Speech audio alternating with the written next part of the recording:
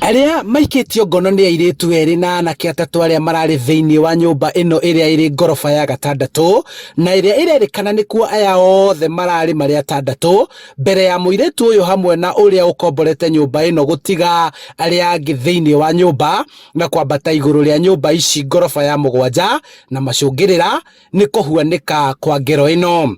Walikuwa ni 6th floor lakini alipeleka udem juu.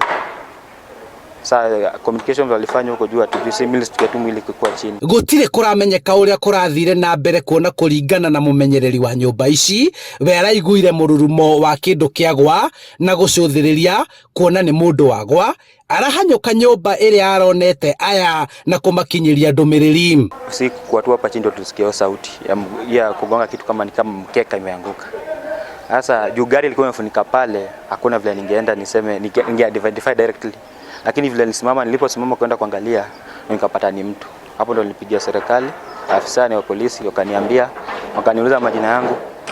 Nikaeleza na wakasema wanagather team wanakuja. Mũrutwo Catherine Njeri wa mĩaka 23 ararĩ ikeno-inĩ na arata ake thĩinĩ wa nyũmba ĩno. Rĩu andũ a family yake makĩũria borithi kũhiũha ũthuthuria. Kama familia tunataka kujua ni kama alijirusha ama alirushwa and what exactly was happening uko juu.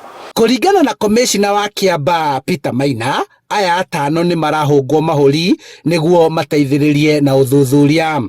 At the time that the incident happened, she was in company of 5 people in that room and those are the people in custody right now helping the police in the investigations.